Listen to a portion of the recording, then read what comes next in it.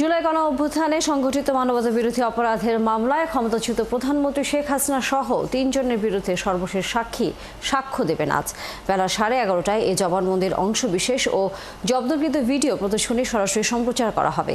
বিচারপতি গোলাম মর্তুজা মজুমদারের নেতৃত্বাধীন 3 সদস্যের আন্তর্জাতিক অপরাধ ট্রাইব্যুনাল 1-এ 54তম সাক্ষ্য দেবেন এই মামলার তদন্তকারী কর্মকর্তা মোহাম্মদ আলমগীর। রাষ্ট্রপক্ষের সাক্ষ্য গ্রহণ শেষ হলে মামলায় যুক্তিতর্ক উপস্থাপন শুরু হবে। নিয়ম অনুযায়ী আসামি পক্ষের সাফাই সাক্ষী নেয়ার কথা থাকলেও আসামি পলাতক থাকায় সেই সুযোগ নেই। এর আগে গত 24 সেপ্টেম্বর মামলার 22তম দিনে সাক্ষ্য গ্রহণে বিশেষ তদন্ত কর্মকর্তা ও প্রসিকিউটর তানভীর হোসেন হাসান জোহা সাক্ষ্য দেন। তিনি তদন্তকালে শেখ হাসিনার 69টি অডিও ক্লিপ, 3টি মোবাইল নম্বরের কল ডিটেইল রেকর্ড জব্দ করেন এবং 5টি অডিও কথোপকথন সম্বলিত 3টি সিডি ট্রাইব্যুনালে দাখিল করেন। পরে আদালতে এসব ফোনালাপ শোনানো হয়। এ নিয়ে আরও খবর জানাতে আমাদের সাথে ট্রাইব্যুনাল থেকে যুক্ত হচ্ছেন সহকর্মী নুরনবী সরকার। নুরনবী, আজ তো সেই সাক্ষ্য গ্রহণ হওয়ার কথা রয়েছে, সেই সাক্ষ্য গ্রহণের কার্যক্রম শুরু হয়েছে কিনা এবং এর বাইরে আর অন্য কোনো তথ্য আপনার কাছে আছে কিনা? কোর্ট আর কিছুক্ষণ পরেই বিচার কার্য শুরু করবেন। আর আজকে মামলা তদন্ত কর্মকর্তা এবং সর্বশেষ সাক্ষী প্রসিকিউশনের পক্ষ থেকে মোহাম্মদ আলমগীর তিনি সাক্ষ্য দেবেন এবং তার কাছে যে জব্দ তালিকা আছে সেগুলো কোর্টে উপস্থাপন করবেন। তিনি 134 পৃষ্ঠার যে ফর্মাল চার্জ অভিযোগপত্র দিয়েছিলেন সেটির বিষয়ে তিনি আদালতকে অবহিত করবেন এবং তাকে আসামি পক্ষ থেকে জেরাও করা হবে এবং আজকে সাক্ষ্য গ্রহণ যদি শেষ হয়ে যায় তাহলে 54 জন সাক্ষীর সাক্ষ্য সম্পন্ন হবে। এই মামলাতে মোট 81 জনের সাক্ষ্য তালিকা দিয়েছিল প্রসিকিউশনের পক্ষ থেকে। সেখান থেকে যে এই 54 জনের সাক্ষ্য গ্রহণ করা হলো বা হবে, এটার মধ্য দিয়ে রায় দেওয়া হতে পারে বলে জানিয়েছেন প্রসিকিউশন বলছেন যে এই মাসের মধ্যেই শেখ হাসিনার বিরুদ্ধে যে মামলাটি মানবতা বিরোধী অপরাধের প্রথম মামলা, সেটি হয়তো বা রায় আসতে পারে।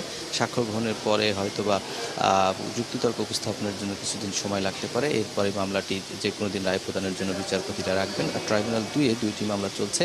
মানবতা বিরোধী মামলায় হাসানুল হক ইনু, সাবেক মন্ত্রী, তাকে আনা হয়েছে জাসদ সভাপতি। তিনি কুষ্টিয়া সহ বেশ কয়েকটি মানবতা বিরোধী অপরাধের অভিযোগ তার বিরুদ্ধে আনা হয়েছে, 8টির মতো। সেই বিষয়ে বৃহস্পতিবার আদেশ দিয়েছিল আদালত। আজকে তাকে আনা হয়েছে এবং আশুলিয়ার 6 লাশ পোড়ানোর যে মামলাটি রয়েছে সেই মামলাটিতেও সাক্ষ্য গ্রহণ হবে ট্রাইব্যুনাল 2-এ। তানিয়া, ধন্যবাদ নুরনবী সরকার। নিশ্চয়ই ফিরবো আমরা এই ট্রাইব্যুনালের নানা খবর আবারও জানবার জন্য আপনার কাছে। দর্শক, ট্রাইব্যুনাল থেকে সহকর্মী নুরনবী সরকার ছিলেন আমাদের সাথে।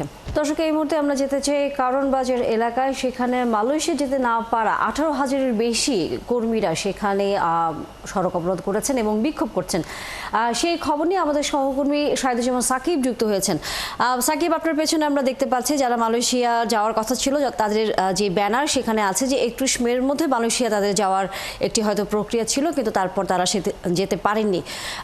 সেই না যাওয়ার ক্ষোভ থেকে তারা বিক্ষোভ করছেন। জানাবেন যে এই মুহূর্তে তারা কি দাবি জানাচ্ছেন এবং এটি কি হঠাৎ করেই তারা এখানে এই বিক্ষোভ শুরু করলেন, নাকি আগে থেকে এটা পূর্ব ঘোষণা দেওয়া ছিল যে তারা আজকে এখানে বিক্ষোভ করবেন? বেলা 10:30টার দিকে মূলত তারা কারণ বাজার সার্ক ফ্লোরের সামনে এই সড়কটি অবরোধ করে তারা বিক্ষোভ করছেন। আর আপনি যেটি বলছিলেন যে মালয়েশিয়া যেতে না পারার ক্ষোভ থেকেই মূলত তাদের এই বিক্ষোভ এবং এই অবরোধ কর্মসূচি। নানা দাবিতে তারা আসলে এই বিক্ষোভ কর্মসূচি পালন করছেন। তারা বলছেন যে গত 31 মে মালয়েশিয়া যেতে না পারা 18,000 কর্মী তারা মূলত মালয়েশিয়া যেতে চান। তারা তাদের কষ্টে অর্জিত টাকা দিয়ে মালয়েশিয়ার জন্য ভিসা প্রসেস করেছিলেন। সেই ভিসা প্রস্তুত করার পরে তাদেরকে মালয়েশিয়া যাওয়ার সুযোগ দেওয়া হয়নি, এমন অভিযোগে তারা আসলে আজকে এই বিক্ষোভ করছেন। আমরা একটু বিক্ষোভকারীদের মুখেই শুনতে চাই যে আজকে মূলত আপনাদের কি দাবি, কেন আপনারা এই রাস্তায় নামলেন? আমরা গত 2 বছর যাবৎ আমরা মালয়েশিয়া যেতে পারি নাই। টিকিটের জন্য সবকিছু কমপ্লিট ছিল, আমাদের ই ভিসা থেকে নিয়ে মেন পাওয়ার থেকে নিয়ে সবকিছু কমপ্লিট ছিল, আমরা যাইতে পারি নাই। এজেন্সি আমাদেরকে সবকিছু করে দেওয়ার পরে আমরা টিকিটের জন্য যাইতে পারি নাই মালয়েশিয়া। আমরা মালয়েশিয়া যেতে পারছেন না কেন? আমাদের টিকিটের কারণে আমরা মালয়েশিয়া 31 মে 2024-এ যেতে পারি নাই। তারপরে আমাদের যারা 18,000 কর্মী আমরা যারা যেতে পারি নাই, আমাদের সরকার একটা আমাদেরকে আশা দিছিল। তখন মালয়েশিয়া থেকে 7,800 মানুষের মানে 73 জনের একটা লিস্ট আসছিল। আসার পরে বুয়েসালের মাধ্যমে বলছিল নিবে, তারপরে আমাদেরকে বিভিন্ন জেলায় 15 দিন 20 দিনের জন্য ট্রেনিং দেওয়া হয়েছে এবং ট্রেনিং এর সার্টিফিকেট নেওয়া হয়েছে। নেওয়ার পরে তারপরে আমাদেরকে বলছে যে আমাদের তাড়াতাড়ি নেওয়া হবে, কিন্তু এখন বুয়েসেল আমাদেরকে বিভিন্ন ধরনের তালবাহানা দিতেছে। এখন সিআইডিবি এইটা ফোরাম করতে আমরা এটা ফোরাম করছি, ফোরাম করার পরেও তারপরে বলে হয় নাই, এটা আর কত কি দেখেন। শুনছিলেন আসলে বিক্ষোভকারীরা তাদের দাবিগুলোর কথা বলছিল। তারা বলছেন যে একাধিকবার সরকারের শাহেদুজ্জামান সাকিব, আপনার মাধ্যমে আমরা দেখছিলাম যারা মালয়েশিয়া যেতে পারেননি এবং সরকারের কাছ থেকে তারা এক ধরনের আশ্বাসও পেয়েছিলেন যে তাদের যাওয়ার প্রক্রিয়াটি হয়তোবা সহজ হবে, কিন্তু সেই আশ্বাসটি পূরণ না হয় তারা আজ বিক্ষোভ করছেন। আমরা ফিরবো নিশ্চয়ই আবারও বিক্ষোভের খবর জানবো। ধন্যবাদ আপনাকে এখনকার মতো। দর্শক, সহকর্মী শাহেদুজ্জামান সাকিব এতক্ষণ কারওয়ানবাজার এলাকা থেকে ছিলেন। দর্শক, এই মুহূর্তে আমরা নির্বাচন কমিশনে যেতে চাই। আজ থেকে আনুষ্ঠানিকভাবে নির্বাচনকে সামনে রেখে রাজনৈতিক দল এবং সুশীল সমাজ থেকে শুরু করে গণমাধ্যম কর্মীদের সাথে ধারাবাহিকভাবে যে সংলাপ অনুষ্ঠিত হয়, বর্তমান কমিশনও সেটি শুরু করেছে এবং আজকে থেকে সেটি শুরু হয়েছে। প্রথম দিনে তারা আজকে সংলাপ করছে নির্বাচন কমিশন সুশীল সমাজের প্রতিনিধিদের সাথে। আমরা সরাসরি সেখানে যুক্ত হচ্ছি। ব্রিগেডিয়ার ভাই আছেন, আমি খুবই ওনাকে স্যালুট করি। প্রবাসী ভোটের আলোচনা উনি আমাকে ডেকেছিলেন, এত চমৎকার একটা পাওয়ার পয়েন্ট প্রেজেন্টেশন উনি দিয়েছেন, মন ভরে গেছে আসলে। কাজে প্রযুক্তির সঠিক ব্যবহার নিশ্চিত করতে হবে এবং নির্বাচনী আচরণবিধি যেটা আছে সেটা সত্যি সত্যি বাস্তবায়িত হয় কিনা। আমরা কিন্তু ডাকসুর ক্ষেত্রে আমরা যদি ছিলাম নানান ধরনের, কিন্তু বিশেষ করে সাইবার ওয়ার্ল্ডে হেট স্পিচ, ঘৃণা, বিদ্বেষ, সাম্প্রদায়িকতা, ভয়ঙ্করভাবে চরিত্র হনন সমস্ত কিছু ঘটেছে, কিন্তু আচরণবিধি বাস্তবায়নের ভাঙলো তার শাস্তি দেখি সেরকম কিন্তু দৃশ্যমান কোনো শাস্তি কিংবা আয়োজন কিন্তু আমরা দেখি নাই। সেখানে আপনাদের বড়ভাবে কাজ করতে হবে এবং রাজনৈতিক দলগুলোর ন্যানো অংশগ্রহণ, এটা বলছি যে কিভাবে নমিনেশন বাণিজ্য হয়, কেনা বেচা হয়, টাকা খরচ হয়, কালো টাকা হয়। একজন নির্বাচন কমিশনের ব্রিগেডিয়ার সাকর স্যার বলেছিলেন যে টাকা দিচ্ছে না, পরে দেখি সিঙ্গারা দিয়েছে, সিঙ্গারার মধ্যে 2000 টাকার নোট কিভাবে ঢুকিয়ে দিয়েছে, আলুর পুরের জায়গায় টাকা দিয়েছে। মানে কত মাইক্রো লেভেলে আসলে করাপশনের জায়গাটা চলে গেছে, সেটা দেখতে হবে। এবং আমি যদি গণমাধ্যমের ছাত্র, গণমাধ্যমের একটা অবাধ তথ্য যত বেশি পারা যায় এটাকে আটকানোর চেষ্টা করবেন, আটকানো যায় না। নেপালে জাস্ট রেজিম চেঞ্জ হয়ে গেছে, সোশ্যাল মিডিয়া বন্ধ করে দিয়ে খোলা থাকতে হবে। ধোলাবালি কিছু আসবে বিশ্বাস করেন, কিন্তু সবচেয়ে বেশি কি আসবে জানেন? আলো। আলো ঠেকানোর জন্য জানালা বন্ধ করেন না, ধোলাবালিকে ঠেকানোর চেষ্টা করতে হবে। এবং নাগরিক সমাজ এবং যারা নির্বাচন পর্যবেক্ষণ আছেন তাদের সঙ্গে কথা বলা, তাদেরকে চোখ কান খোলা রাখা। আইন গভর্নমেন্ট পুরো জাতি আপনাদের দিকে তাকিয়ে আছে, চুন থেকে পান থেকে চুন খুঁজলেই কিন্তু ধরা হবে। এবং এই সোচ্চার নাগরিক সমাজই কিন্তু একটা অ্যাকাউন্টেবিলিটি, একটা জবাবদিহিতার কাঠামো তৈরি করতে পারে এবং মিডিয়াকে অবাধ করতে, মিডিয়াকে শত্রু ভাববেন না। অনেকে যে ক্ষমতা। দর্শক, আমরা এখন সরাসরি নির্বাচন কমিশনের যে সংলাপ শুরু হয়েছে আগামী সংসদ নির্বাচনকে ঘিরে সেখানে যুক্ত ছিলাম। রাজধানীর গুলশান থানায় সন্ত্রাস বিরোধী আইনের মামলায় গ্রেফতার করা হয়েছে সাবেক প্রতিমন্ত্রী কামাল আহমেদ মজুমদারের ছেলে শাহেদ আহমেদ মজুমদারকে। শনিবার রাত 9:30টার দিকে গুলশান শুটিং ক্লাব এলাকা থেকে তাকে আটক করে থানায় নিয়ে যায় অ্যান্টি টেরোরিজম ইউনিট ATU। পরে তাকে গ্রেফতার দেখায় গুলশান থানা পুলিশ। গুলশান জোনের সহকারী পুলিশ কমিশনার আলী আহমেদ মাসুদ বলেন, বিভিন্ন নাশকতামূলক কর্মকাণ্ডের সাথে সংশ্লিষ্টতা রয়েছে তার। আওয়ামী লীগ নেতাকর্মীদের ঝাঁটিকা মিছিলে অর্থদাতা হিসেবে তার সংশ্লিষ্টতার অভিযোগ রয়েছে। এছাড়া তার বিরুদ্ধে হত্যা ও দুর্নীতির পৃথক মামলা রয়েছে বলে জানান তিনি। দেশ পুনর্গঠন প্রক্রিয়ায় সামিল হতে প্রবাসী বাংলাদেশিদের প্রতি আহ্বান জানিয়েছেন প্রধান উপদেষ্টা প্রফেসর ডক্টর মোহাম্মদ ইউনূস। শনিবার NRB কানেক্ট ডে উপলক্ষে নিউ ইয়র্কে আয়োজিত এক অনুষ্ঠানে এই আহ্বান জানান তিনি। বিটার আয়োজনে নিউ ইয়র্কের এই অনুষ্ঠানে প্রবাসীরা মুহুর্মুহুর করতালি আর স্লোগানে নোবেলজয়ী অর্থনীতিবিদকে স্বাগত জানান। প্রধান উপদেষ্টার বক্তব্যে ঘুরে ফিরে আসে বাংলাদেশ প্রসঙ্গ। প্রবাসীদের পাঠানো অর্থ রেমিটেন্সের 21%-এরও বেশি প্রবৃদ্ধি অর্জনে অবদান রাখার জন্য বিদেশে থাকা বাংলাদেশিদের প্রশংসা করেন ডক্টর ইউনূস। তিনি বিনিয়োগ বান্ধব পরিবেশ তৈরিতে তার সরকারের উদ্যোগের কথাও প্রবাসীদের জানান। এই অনুষ্ঠানেও প্রধান উপদেষ্টার সাথে ছিলেন বিএনপির মহাসচিব মির্জা ফখরুল ইসলাম আলমগীর, জামায়াতে নাবে আমি ডক্টর সৈয়দ আবদুল্লাহ মোহাম্মদ তাহের ও এনসিপির সদস্য সচিব আক্তার হোসেন সহ আরও অনেকে। তারা বাংলাদেশ প্রশ্নে সবাইকে এক থাকার উপর জোর দেন। দর্শক, এই মুহূর্তে আমরা ঢাকা বিশ্ববিদ্যালয়ে যেতে চাই। সেখানে সদ্য সমাপ্ত ডাকসু নির্বাচন নিয়ে নানা ধরনের যে প্রশ্ন উঠেছে এবং নানা রকম প্রশ্নের তীর ঢাকা বিশ্ববিদ্যালয়ের উপাচার্যের দিকে, সেই বিষয়ে খোলাসা করবার জন্য গণমাধ্যম কর্মীদের সামনে তিনি বক্তব্য রাখছেন। আমরা সরাসরি যুক্ত হচ্ছি সেখানে। কোনো কোনো ক্ষেত্রে এখন আমরা দেখছি যে অভিযোগ তার দিকেই যাচ্ছে। এরপরেও আমরা বিভিন্ন পর্যায়ে যা অভিযোগ পেয়েছি প্রত্যেকটিকে গুরুত্ব দিয়ে আমরা আমাদের গঠনতন্ত্রের সংশ্লিষ্ট বিধি মোতাবেক প্রত্যেকটার জন্য আমরা ব্যবস্থা নিয়েছি। এরকম অভিযোগ আমরা সব মিলিয়ে 48টি পেয়েছি এবং যেগুলো কমন অভিযোগ তার উত্তর দিয়েছি বিবৃতি আকারে। আর 16টি অভিযোগ আমরা 69 ধারায় আমরা সুস্পষ্টভাবে ব্যক্তি পর্যায়ে অফিসিয়াল চিঠির মাধ্যমে নিষ্পত্তি করেছি।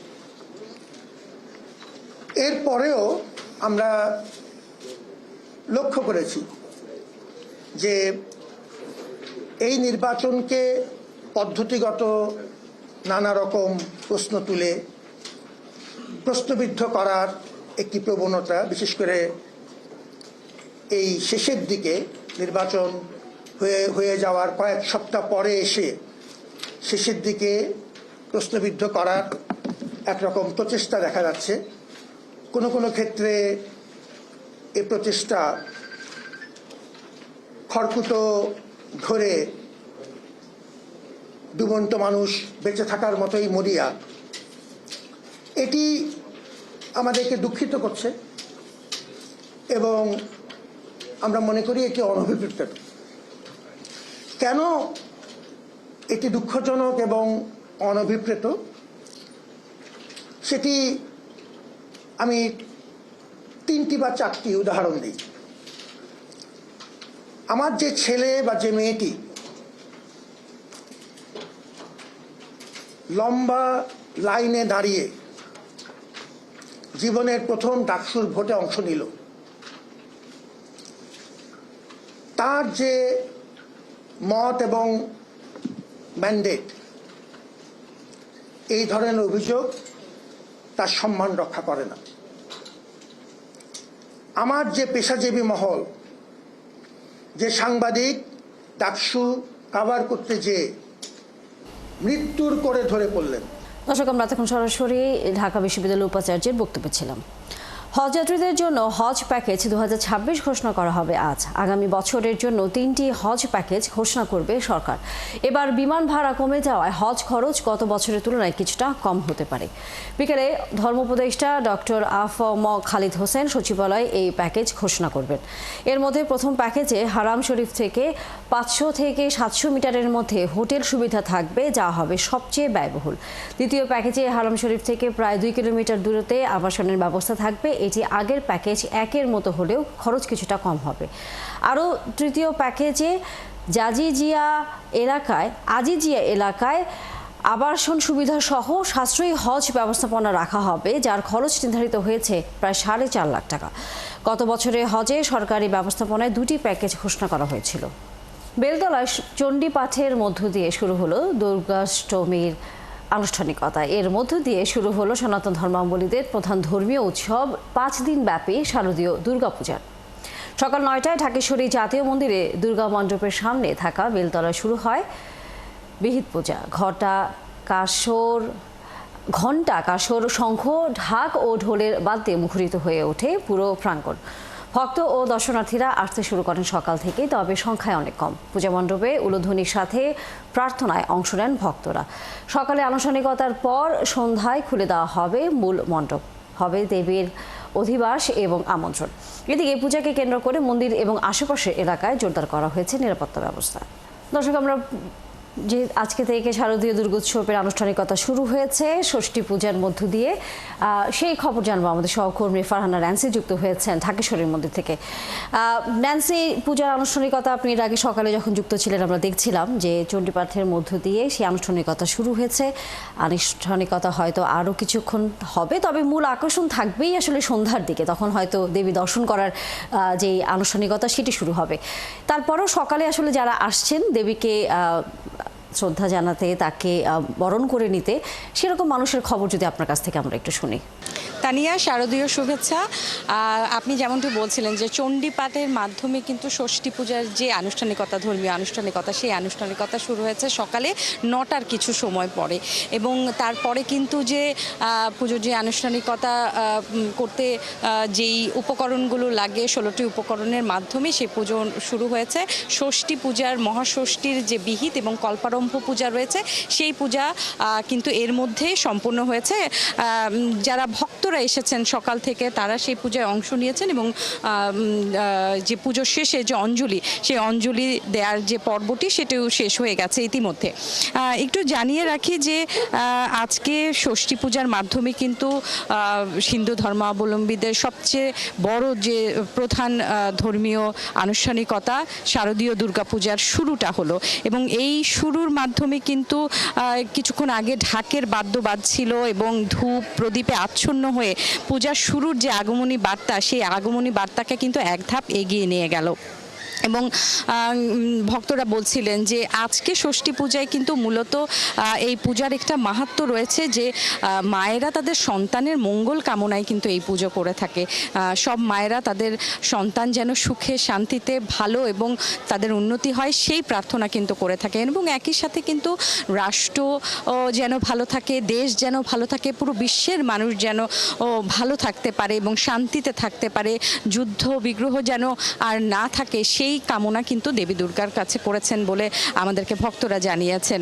এবং একই সাথে জানিয়ে রাখি, এবার দেবী দুর্গা আগমন ঘটবে গজে, অর্থাৎ হাতির পিঠে চড়ে, আর দশমীতে দেবী ধরণী ত্যাগ করবেন দোলায় বা পালকিতে চড়ে। তো সেই কারণে শঙ্কা রয়েছে যে দোলা এবং পালকিতে চড়লে অশুভ হয়, সেই বিশ্বাস রয়েছে হিন্দু ধর্মাবলম্বিত, তাই তারা কামনা করছেন যেন ধরণীতে শান্তি বজায় থাকে, দেবী দুর্গা সেই শান্তি যেন বজায় রাখেন সেই কামনা। ধন্যবাদ ফারহানা ন্যান্সি, আপনার মাধ্যমে ষষ্ঠী পূজার যে আনুষ্ঠানিকতা সেটি আমরা দেখছিলাম, এবং নিশ্চয়ই নানা খবরাখবরের পরবর্তীতেও আপনার কাছ থেকে আমরা পাবো। ধন্যবাদ আপনাকে এখনকার মতো। দর্শক সহকর্মী ফারহানা ন্যান্সি ছিলেন ঢাকেশ্বরী মন্দির থেকে। এদিকে গাইবান্ধার গোবিন্দগঞ্জের আসন্ন শারদীয় দুর্গাপূজার ব্যয় সংকোচনে সাশ্রয়ী উদ্যোগ হিসেবে পিতলের প্রতিমায় পূজা করার উদ্যোগ নিয়েছে পূজা উদযাপন কমিটি। গোবিন্দগঞ্জ উপজেলার রাজা বিরাট এলাকায় রাজস সার্বজনীন দুর্গাপূজা কমিটি প্রতি বছর মাটি দিয়ে গড়া দুর্গা প্রতিমায় পূজা করে আসছিলেন। এতে প্রচুর ব্যয় হয়, খরচের বেশিরভাগ প্রতিমা গড়তেই চলে যায়। এই চিন্তা থেকেই তারা এবার পিতলের তৈরি একটি প্রতিমা প্রতিস্থাপন করেছে মন্দিরে। আসন্ন শারদীয় দুর্গাপূজায় এই প্রতিমাতেই পূজা সম্পন্ন করবেন তারা। এই প্রতিমাতেই আগামীবার পূজা হবে জানিয়ে পূজা কমিটি বলছে, আগামী পূজায় সাশ্রয় হওয়া এই অর্থে তারা মন্দিরের পুজো দেখতে আসা ভক্তবৃন্দের মাঝে প্রসাদ সহ আগামী অসহায় এবং দুস্থ মানুষের সেবা সহ মন্দিরের উন্নয়নে কাজ করবে। দর্শক, ময়মনসিংহের পূজা মণ্ডপ এবং পূজার সার্বিক আয়োজন নিয়ে আমাদের সাথে এরই মধ্যে ময়মনসিংহ থেকে যুক্ত হচ্ছেন সহকর্মী বাবুল হোসেন। বাবুল, যেহেতু আজকে থেকে দুর্গা উৎসবের আনুষ্ঠানিকতা আসলে শুরু হয়ে গেছে, উৎসবের অংশটুকু শুরু হয়ে গেছে আমরা বলতেই পারি, আজকে মহাষষ্ঠী। আপনি যেহেতু মন্দিরে অবস্থান করছেন, নিশ্চয়ই ভক্তরা সেখানে আসছেন, জানাবেন সেখানকার খবর। নগরী থানারঘাট মন্দিরে ময়মনসিংহের যে রেওয়াজ, যদিও আজ ষষ্ঠীর মধ্য দিয়ে এই পূজার আনুষ্ঠানিকতা অর্থাৎ শারদীয় দুর্গা উৎসবের যে আনুষ্ঠানিকতা সেটি শুরু হয়ে গেছে। আমরা যেটি দেখি বরাবরই যে আসলে সন্ধ্যার পর থেকে এখানে ভক্তবৃন্দ তারা আসতে শুরু করেন। সেই কারণে কিন্তু এখনো তেমন কোনো ভক্তবৃন্দের আমরা দেখা পাইনি। এখানে যারা মন্দিরের সেবায়েত রয়েছেন এবং পুরোহিত রয়েছেন তারাই মূলত যে সকাল থেকে যে ষষ্ঠীর যে আনুষ্ঠানিকতা রয়েছে সেটি তারা সারছেন। আমরা দেখছি যে সকাল থেকে বেশ কয়েকটি মন্দির আমরা ঘুরে দেখেছি, প্রত্যেকটিতে একই অবস্থা আমরা দেখছি। তো আমরা এই মন্দিরের যে পুরোহিত রয়েছেন আমরা তাকেও দেখছি যে সকাল থেকে মন্ত্র উচ্চারণের মাধ্যমে তারা সেই যে ষষ্ঠী পূজার আনুষ্ঠানিকতা তারা সেটি করছেন এবং মূলত আজ সন্ধ্যা থেকে সেটি হবে এবং এই পূজাকে ঘিরে সনাতন ধর্মাবলম্বীদের মধ্যে যে এক ধরনের উৎসবের আমেজ বিরাজ করছে এবং প্রত্যেকটি মন্দিরে পর্যাপ্ত নিরাপত্তা ব্যবস্থা, সিসি ক্যামেরা থেকে শুরু করে 4 স্তরের নিরাপত্তা ব্যবস্থা নেওয়া হয়েছে। তো আমরা একটু শুনবো এই মন্দিরে যিনি পুরোহিত রয়েছেন তার কাছ থেকে যে আজকে কি কি আনুষ্ঠানিকতা রয়েছে। আমি নিরঞ্জন চক্রবর্তী, ময়মনসিংহ থানাঘাট মন্দিরের পুরোহিত। আজকে কি কি আনুষ্ঠান? আজকে আমাদের শ্রী শারদীয় দুর্গা পূজায় প্রথমত সকালে ষষ্ঠী কল্পারম্ভের পূজা, সেই পূজা আমি এখন সেরেছি। সন্ধ্যায় আমরা আমন্ত্রণ এবং অধিবাস, আমন্ত্রণ ও দেবীকে অধিবাস দেব সন্ধ্যায়। বিশেষত অন্য বছরগুলিতে একদিনে হয়, কিন্তু এই বছর সময়ের একটু ডিস্টেন্স থাকা অবস্থায় এবং কালকে আমরা বোধন করেছি, আজকে সকালবেলা ষষ্ঠী কল্পরাম্ভের পূজা দিয়েছি, আবার সন্ধ্যায় আমরা আমন্ত্রণ অধিবাস দেব। এই হলো আজকের পূজার পদ্ধতি। ধন্যবাদ। আপনি শুনছিলেন যে তানিয়া যে আসলে আজ যে আনুষ্ঠানিকতা রয়েছে আমন্ত্রণ এবং দেবী দুর্গার যে অভিনন্দন সেটি আজকে তারা সম্পন্ন করবেন এবং আগামীকাল সপ্তমী, অষ্টমী, নবমী এবং দশমী পর্যন্ত চলবে এই উৎসব এবং সনাতন ধর্মাবলম্বীরা এই শারদীয় দুর্গোৎসবে আনন্দে মেতে উঠবেন এমনটি প্রত্যাশা করছেন সকলে এবং স্থানীয় প্রশাসন এবং বিভিন্ন রাজনৈতিক দলের যে নেতৃবৃন্দ রয়েছেন স্থানীয়ভাবে তারাও হিন্দু সনাতন। ধন্যবাদ বাবুল হোসেন। আপনার মাধ্যমে আমরা দেখছিলাম ময়মনসিংহের পূজা মণ্ডপে যে আনুষ্ঠানিকতা চলছে। আপনার কাছ থেকে পরবর্তীতে নিশ্চয়ই আমরা আরো খবর জানবো। দর্শক, সহকর্মী ময়মনসিংহ থেকে বাবুল হোসেন যুক্ত ছিলেন আমাদের সাথে। চলছে সংবাদ সংযোগ, সরাসরি সংবাদ অনুষ্ঠান দেখতে থাকুন ৭১ ফেসবুক পেজে এবং সাবস্ক্রাইব করুন ৭১ ইউটিউব চ্যানেল। থাকুন ৭১-এর সাথে।